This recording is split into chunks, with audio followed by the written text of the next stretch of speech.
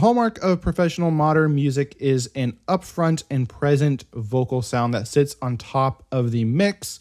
But how do you go about and achieve this sound in your own mixes? Well, stick around because in this video, I'm going to share with you a simple trick that you can use so you get professional upfront sounding vocals each and every time.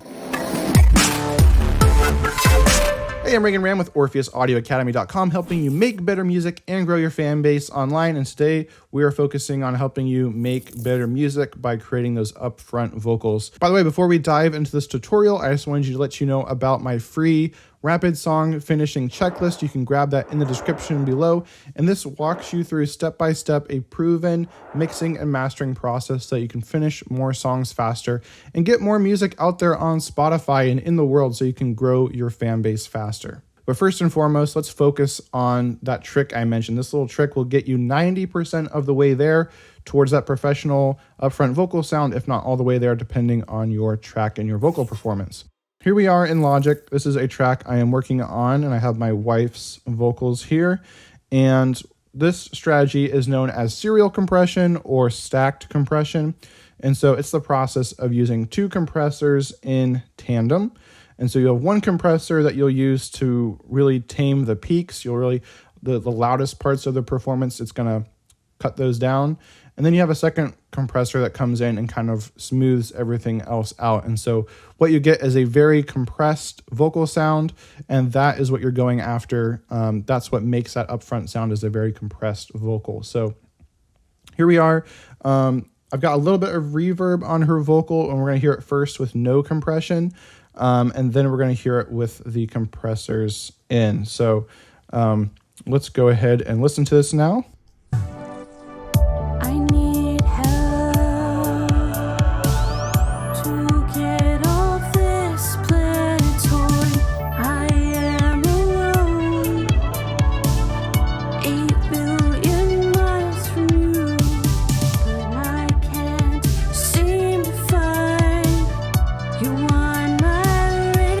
So you can definitely hear there, it kind of gets lost in the mix when the compressors are out, and then when they go in, it is bringing it forward and putting it on top. So what's going on here? I'm not just using compression, by the way. I'm also using a little bit of EQ here with this TR5 British channel by IK Multimedia. And so this is a kind of basically a channel strip plugin with EQ, a gate, and also a compressor built in. So for her vocals, they're already kind of thin, so I was bringing up a little bit of those low mids to add some warmth. I was cutting some of the harshness here to around 3,000 hertz. And then I was also picking up some of the highs as well around 8,000 hertz. So a little bit of high boost there. And so it's adding a little bit more presence. That's going to help it cut through as well.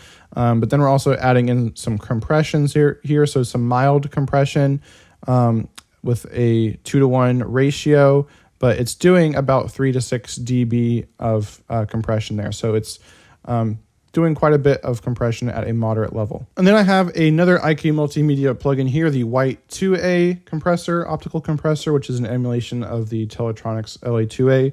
And so this is also applying a more milder ratio of compression at 3 to 6 dB of compression. So with both of these compressors, we're compressing around 3 to 6 dB with a mild to low ratio. And so that's helping smooth everything out. And then with the makeup gain, we are bringing it up, compensating for any loss in volume to make it sit up front and on top of the mix. So that's really it. That is really the strategy for getting those upfront vocals. Pretty simple.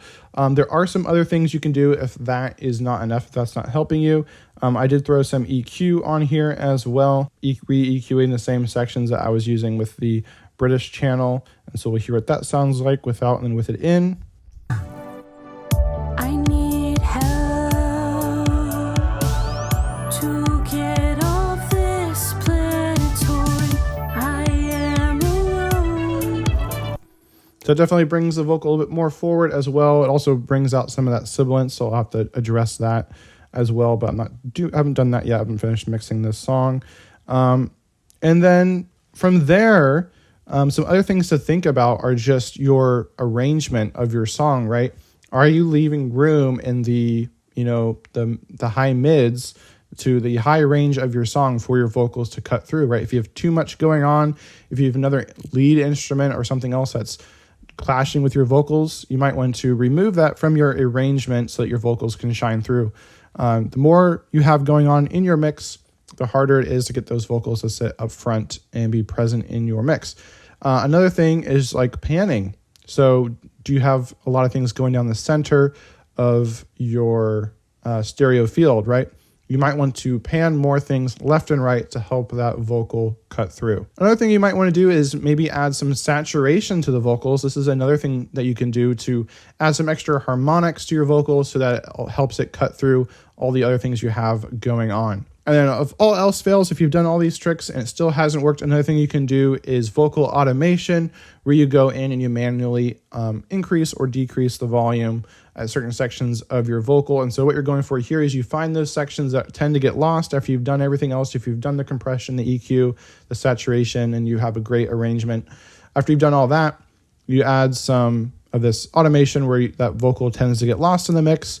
You just move it up a little bit so it continues to sit on top throughout the entire performance. Now, of course, vocal mixing is just one step, a key step, but just one step in the process of cranking out professional radio-ready songs that can be released on Spotify and to the world. So if you want a proven step-by-step process for taking a song to mix, to master, to finished product so you can release more music faster, then grab my rapid song finishing checklist in the description below, and this will help you finish more tracks faster. Otherwise, if you want more help with mixing vocals, then be sure to check out my playlist on the screen right now, which covers more tutorials on how to go about creating those professional sounding vocals. And as always, be sure to keep creating, and I'll see you in a future video.